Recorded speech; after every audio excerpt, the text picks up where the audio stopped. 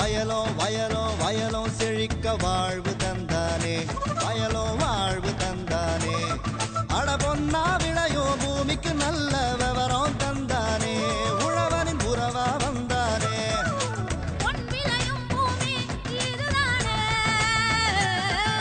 வயலோ வயலோ வயலோ செழிக்க வாழ்வு தந்தானே, வயலோ வாழ்வு தந்தானே. அட பொன்னா விளையோ பூமிக்கு நல்ல விவரம் தந்தானே, உழவனின் உறவா வந்தானே. தந்தன தந்தன தன தந்தானே, மங்கள பொங்கிட துணை வந்தானே. தந்தன தந்தன தன தந்தானே, மங்கள பொங்கிட துணை வந்தானே. மாத்தி யோசிச்சேங்க. ஆள்கூல முறையில் இறைச்சி கோழி வளர்ப்பில் வெற்றி கண்ட விவசாயி வி வெங்கடேசன். இவர் திருவண்ணாமலை மாவட்டம் நாரையூரை சேர்ந்தவராவார். திருவண்ணாமலை கால்நடை பல்கலைக்கழக பயிற்சி மற்றும் ஆராய்ச்சி மைய வழிகாட்டுதலின் பேரில் ஆள்கூல முறையில் கோழி பண்ணை அமைத்து அதில் புதிய தொழில்நுட்பங்களை பின்பற்றி குழாய் மூலமாக குடிநீரை வழங்கியும் கோழிப்பண்ணை கூரைகளை தகடு மற்றும் தென்னை ஓலைகளை அமைத்தும் கோழிகளை வெப்பத்திலிருந்து பாதுகாத்தும் பூச்சி மற்றும் பாம்பு போன்றவற்றிடமிருந்து கோழிகளை பாதுகாத்து ஒப்பந்த முறையில் கோழிகளை வளர்த்து அதன் மூலம் நல்ல வருவாயினை ஈட்டி வரும் இவரின் அனுபவங்களை நம்மிடம் கூற கேட்டபோது,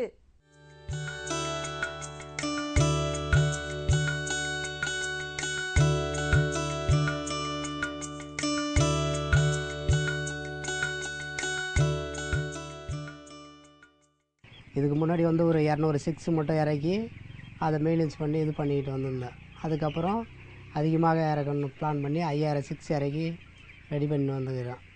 அதுக்கு வந்து பைப் லைன்லாம் போட்டு இது பண்ணியிருக்கிறேன். அதுக்கப்புறம் வந்து அதுக்கு 7 நாளாக வந்து ஒரு இன்ஜெக்ஷன் பண்ணுவோம். அப்புறம் 11ஆம் நாள் சொட்டு மருந்து போட்டு ரெடி பண்ணுவோம். அப்படியே போச்சுன்னா 22ஆவது நாள் திரும்ப அதே மாதிரி செய்வோம். நாங்கள் செஞ்சுட்டு அதுக்கப்புறம் செஞ்சு போகும்போது 30 நாளைக்கு ஒரு முறை இது பண்ணுவோம், இன்ஜெக்ஷன் பண்ணுவோம். பண்ணிவிட்டு அதுக்கப்புறம் 42ஆவது நாள் வந்துட்டு கம்பெனிக்கார அந்த சித்தூர்லேருந்து இறக்குறவங்க அவங்களே வந்து ஏற்றின்னு போய்ட்டு வருவாங்க லாரியில். இந்த திருவண்ணாமலை மாவட்டத்துக்கு நான் தான் ஃபஸ்ட்டு வந்து இந்த செட்டு இந்த மாதிரி மாடலில் தகுடு மாடலில் போட்டேன். இந்த கீத்து எதுக்கு வச்சுருக்கிறேன்னா ஈட்டு வந்து கோழிங்களுக்கு தாக்கும், அதுக்கோசரம் மேலே கீத்து போட்டு ரெடி பண்ணி ஈட்டு தாக்காமல் வச்சுருக்கோம். அதுக்கப்புறம் வந்துட்டு இது கட்டாந்தரையிலையும் இது பண்ணலாம், இது பஞ்சு போட்டு வச்சா தான் அந்த கோழிங்களுக்கு நல்லா எனர்ஜி கிடைக்கும். அதுக்கோசரம் தான் அந்த மாதிரி வச்சுருக்கிறோம். இந்த தீவனம் வந்துட்டு இதுங்களுக்கு வந்து ஒரு நாளைக்கு வந்து 3 மூட்டை போவோம், 7 நாள் வரையிலும். அதுக்கப்புறம் 10 நாள் தாண்டின உடனே 4 மூட்டை போவோம் 5000 சிக்ஸுக்கு. அப்புறம் 20 நாள் போகும்போது 7 மூட்டை போவோம். அப்படியே போயின்னே இருக்கும். அது அந்த மாதிரி இந்த பைப் லைன்லாம் நாங்கள் தண்ணி போட்டு இது புதுசாக நாங்கள் தான் ரெடி பண்ணியிருக்கிறோம். இந்த மாதிரி அதான் ஃபஸ்ட்டு இதான் அந்த திருவண்ணாமலை மாவட்டத்துக்கு அந்த மாதிரி குடிக்கிறது.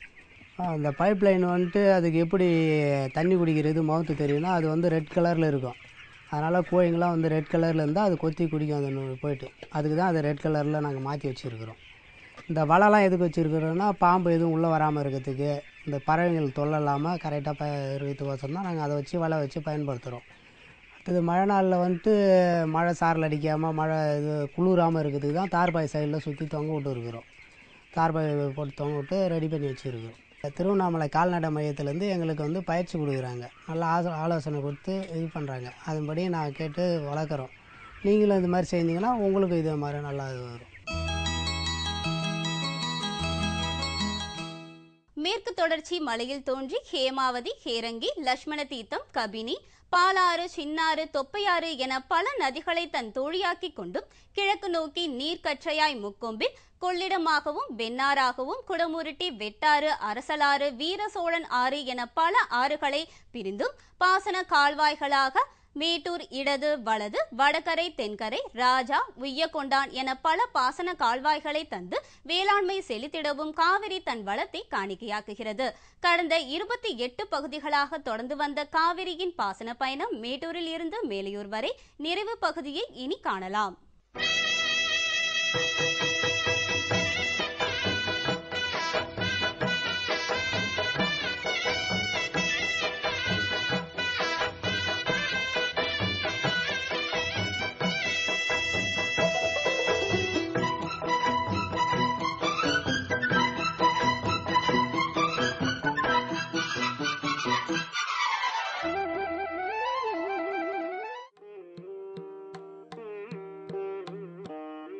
காவிரி ஆறானது கர்நாடக மாநிலத்தில் மேற்கு தொடர்ச்சி மலையில் கடல் மட்டத்திலிருந்து சுமார் 4400 அடி உயரத்தில் கூர்க் மலை பகுதியில் உள்ள மெர்காரா என்ற இடத்தில் தலைக்காவிரியாக உற்பத்தியாகி கர்நாடகம் தமிழ்நாட்டின் வழியாக சுமார் 860 கிலோமீட்டர் பயணித்து தமிழ்நாட்டில் பூம்புகார் எனும் இடத்தில் தான் பிறந்த இடத்தோடு சங்கமம் ஆகிறாள். காவிரி தென்னகத்தின் வாழ்வு. கர்நாடகம், தமிழ்நாடு, கேரளம், புதுச்சேரி ஆகிய மாநிலங்களின் மையப் பொருள். காவிரியின் உபநதிகள் ஹேமாவதி, ஹேரங்கி, லட்சுமண தீர்த்தா, கபினி ஆகிய ஆறுகள் கர்நாடக மாநில பகுதிகளிலும், பாலாறு, தொப்பையாறு, நாகாவதி, சின்னாறு, பவானி, நொய்யல், அமராவதி ஆகிய உபநதிகள் தமிழ்நாட்டிலும் காவிரியோடு கலக்கின்றன. ஜூன், ஜூலை மற்றும் ஆகஸ்ட் மாதங்களில் மேற்கு தொடர்ச்சி மலையில் பொழிகின்ற கனமழை காவிரியாற்றில் மிகுந்த வெள்ளப்பெருக்கை ஏற்படுத்துகின்றது. இன்று மக்கள் பெருக்கம், தொழில் பெருக்கம் ஆகியவற்றால் தேவைகளும் ஆசைகளும் பெருகி மனிதர்களுக்குள் வரம்பு மீறிய போட்டி. இயற்கை அன்னை அளித்ததை பகுத்தறிவோடு பயன்படுத்தாமல் ஒன்றிற்காக மற்றொன்றை காயப்படுத்தல் எனும் சூழ்நிலை. இவற்றோடு காவிரி அன்னை 2000 ஆண்டுகளுக்கு முன்னர் தமிழகத்தின் காவிரி ஆறு பாயும் பகுதிகள் நீராலும் வெள்ளப்பெருக்காலும் என்னென்ன பயன் பெற்றன, என்னென்ன துயருற்றன என்பதை இன்றைக்கு வாழும் நாம் அன்றைய நிலைமையை யூகத்தின் அடிப்படையிலும் நமக்கு சான்றாக இருக்கின்ற இலக்கியங்கள், கோவில்கள் இவைகளையும் கொண்டே அறிய முடிகிறது. சுமார் 1800 ஆண்டுகளுக்கு முன்னர் உறையூரினை தலைநகராக கொண்டு பேராட்சி புரிந்த மாமன்னன் கரிகால் பெருவளத்தான் எனும் திருமாவளவன் இன்றைக்கு நாம் பயன்பெறவும் நாளைய நம்முடைய சந்ததியினர் பயன்பெறவும் காவிரியின் கட்டுப்பாடற்ற பாசன பயணத்தை முறைப்படுத்திட எண்ணம் கொண்டான். அதன் விளைவே கல்லணையும் பிற ஆறுகளும். தென்மேற்கு பருவ காலங்களில் மிகு மழை பொழிவதால் காவிரியிலும் காவிரி ஆற்றின் உபநதிகளிலும் பெருகி வரும் நீர் பயனற்று கடலில் கலக்கிறது. இதனை முறைப்படுத்திட நீர் மேலாண்மையை தொழில்நுட்பத்துடன் மேற்கொண்டதற்கு இன்றைக்கும் புகழோடு இருப்பது கல்லணை. அன்றைய காலத்தில் சேற்றால் மண் கொரப்புகளை அமைத்து வழிந்தோடும் காவிரியாற்றின் போக்கினை மடைமாற்றி வேளாண் செய்தனர். திருவரங்கத்திற்கு முன்னர் உள்ள முக்கொம்பு எனும் இடத்தில் காவிரியானது இரண்டாக பிளவுபடுகிறது. வடக்கு பகுதியை கொள்ளிடம் எனவும் தெற்கு பகுதியை காவிரி எனவும் கூறுகிறோம். ஆனால் எல்லாமே காவிரிதான். வெள்ள காலங்களில் நீரின் போக்கு அதிகரிப்பதால் கொள்ளிடத்தில் நீர் பெருக்கு ஏற்பட்டு நீர் எவ்வித பயனுமற்று கடலில் கலக்கிறது.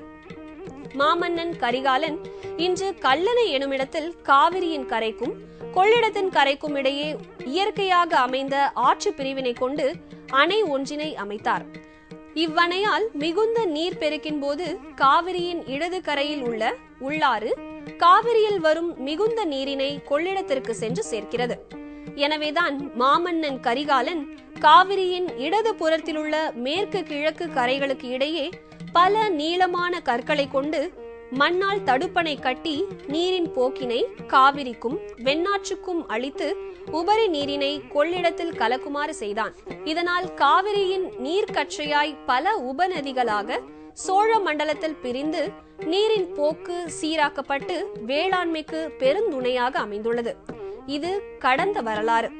1925ஆம் ஆண்டு ஆங்கில பேரரசு இந்தியாவின் முதன்மையான பழமை வாய்ந்த சிறப்பான தொழில் வேளாண்மைதான் என்பதை உணர்ந்து நாட்டில் உள்ள அனைத்து நதிகளையும் சீரமைத்திட எண்ணமிட்டது. அதனில் ஒன்றுதான் இன்று நாம் காணும் மேட்டூர் அணை. எல்லீஸ் எனும் பொறியாளனின் மனதில் உதித்ததே நீர்த்தேக்க கோவிலான மேட்டூர் அணை. கற்களை கொண்டு கல்லணை எழுப்பி கரிகாலனின் அரிச்சுவட்டில் மேட்டூர் எனுமிடத்தில் சுமார் 1500 மீட்டர் நீளம், 165 அடி உயரம், சுமார் 171 அடி அகலம் என வடிவமைத்து அணை முழுவதையும் கற்களை கொண்டு வடிவமைத்தார் என எண்ணும்போது அதனின் சிறப்பு நம்மை மெய் சிலிர்க்க வைக்கிறது. காவிரியின் நீர்க்கற்றையை கர்நாடக மாநிலம் பல தடுப்பணைகளாக ஏற்படுத்தி பல பயன்பாடுகளுக்கும் தனது அன்றாட தேவைகளுக்கும் தொழில்துறைக்கும் வேளாண் துறைக்கும் பயன்படுத்திக் கொள்கிறது. தமிழ்நாட்டுக்கு பில்லுகுண்டலா எனும் இடத்தில் மத்திய அரசின் நீர் கட்டுப்பாட்டு வாரியத்தின் மேற்பார்வையோடு தமிழகத்திற்கு காவிரியின் நீர்க்கற்றை வருகிறது. மேட்டூரிலிருந்து மேலையூர் வரை ஆற்றின் போக்கினை தடுத்து வேளாண்மைக்கு ஆதாரமாக காவிரி அணையின் நீர்க்கற்றை பிரித்தளிக்கப்படுகிறது. மேட்டூர் அணையிலிருந்து மேட்டூர் வாய்க்கால்கள், ஜேடர் பாளையத்திலிருந்து ராஜா புகழூர் வாய்க்கால்கள், கட்டளை படுகை அணையிலிருந்து தென்கரை, வடகரை, கிருஷ்ணாபுரம், கட்டளைமேட்டு வாய்க்கால், புது கட்டளைமேட்டு வாய்க்கால் எனவும், முக்கொம்பிற்கு மேலே பெட்டவாய் தளையில் உய்ய கொண்டான் வாய்க்காலும், முக்கொம்பு எனுமிடத்தில் காவிரி ஆறானது கொள்ளிடம், காவிரி என இரண்டாக பிரிவுறுகிறது. இங்கு காவிரியின் வலது கரையில் புதுவாத்தலை என்ற வாய்க்காலும், காவிரியின் இடது கரையில் ஐயன் வாய்க்கால், பெருவிளை வாய்க்கால், புள்ளம்பாடி வாய்க்கால் ஆகியவற்றின் முகப்பு பகுதிகளும் திருவரங்கத்தில் நாட்டு வாய்க்காலுமாக பிரிந்து காவிரி ஆற்றின் வடகரை தென்கரை பகுதிகளில் உள்ள வேளாண் நிலத்திற்கு பாசன வசதியை தருகின்றன. கல்லணையில் கொள்ளிடத்தினையும் காவிரியினை இணைக்கும் உள்ளாற்றின் குறுக்கே கொள்ளிடம் நீரொழுங்கியும் காவிரி, வெண்ணாறு ஆகியவற்றிற்கான நீரொழுங்கிகளும் மன்னர் ராஜராஜன் காலத்தில் வெட்டப்பட்டு கட்டப்பட்ட கல்லணை கால்வாயும் பின்னர் வந்த ஆங்கில அரசால் கட்டப்பட்ட கல்லணை வாய்க்கால் நீரொழுங்கியும் 1000 மீட்டர் அளவில் பா வடிவம் கொண்டது இன்றைய கல்லணை. இங்கிருந்துதான் தஞ்சை, திருவாரூர், நாகப்பட்டினம், காரைக்கால், வீராணம் போன்ற பகுதிகளுக்கு கொள்ளிடம், காவிரி, வெண்ணாறு, கல்லணை வாய்க்கால் ஆகியவற்றின் வழியாக நீர் பகிர்ந்தளிக்கப்படுகிறது. காவிரியில் ஏறக்குறைய 22 சிற்றாறுகளாக பிரிந்து பல நீர்த்தேக்கங்களை ஏற்படுத்தி சுமார் 4,93,887 ஏக்கர் நஞ்சை நிலங்களுக்கு பாசன வசதியை தருகிறது.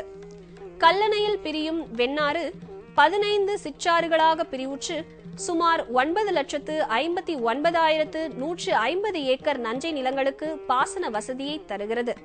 கல்லணை கால்வாய் கர்னல் எல்லிஸ் அவர்களால் புனரமைக்கப்பட்டு இன்று இக்கால்வாயானது சுமார் 2.56 லட்சம் ஏக்கர் நஞ்சை நிலங்களுக்கு பாசன வசதியை தருகிறது. நமது பயணம் காவிரி ஆற்றின் கரையோடு சென்றது. அதாவது காவிரியின் சிறப்பான பயணத்தை திருக்காட்டுப்பள்ளி, திருவையாறு, மண்ணியார், வீரசோழன் ஆறு, குடமுருட்டி, அரசலாறு என சில முக்கியமான அமைப்புகளை பார்த்தோம். இவையோடு காவிரியின் கடைமடை பகுதியான மேலையூரில் காவிரியின் தடுப்பணையும், புகழ்பெற்ற காவிரி பூம்பட்டினமான பூம்புகாரில் காவிரி அன்னை தனது புகலிடமாக சங்கமமாவதையும் தொடராக வேளாண் பெருமக்களுக்கும் நேயர்களுக்கும் வழங்கினோம். பல அங்கங்களை கொண்டதே மனித உருவம். ஒவ்வொரு அவயவங்களும் தத்தம் வேலைகளை சரியாக செய்யும் போதும் செயல்படுத்தப்படும் போதும் அது சிறப்பான மனிதனாக திகழ வைக்கிறது. அதை போன்றுதான் நாடு என்பது நிர்வாக வசதிக்காக மாநிலங்களாகவும் மாவட்டங்களாகவும் சிற்றூர்களாகவும் பிரிக்கப்பட்டிருந்தாலும் இவைகள் அனைத்தும் ஒரு நாட்டின் கூறுகளே. எனவே ஒரு தேசம் இன்னொரு தேசத்திற்கு உதவியும் நட்பும் பாராட்டி மனித தேவைகளுக்கும் நம்மை நாடியிருக்கும் விலங்கினங்களுக்கும் பகுத்துண்டு வாழ்வதே நாகரிக உலகின் சிறப்பாகும். தமிழரின் மாண்பினையும் பண்பாட்டினையும் உலகறிய செய்த இளங்கோவடிகளின் சிலப்பதிகாரம் எனும் செம்மொழி இலக்கியம் படைத்திடவும், தமிழ் மக்களின் உயிர் நாடியான வேளாண்மை செழித்திடவும், நமக்கு பின்னரும் வரும் சமுதாயம் வளம் பெற்று தழைத்திடவும் தனது பாசன பயணத்தை தொடரும் அன்னை காவிரியை தமிழகத்தின் குல தெய்வமாக போற்றுவோம். வாழிய காவிரி.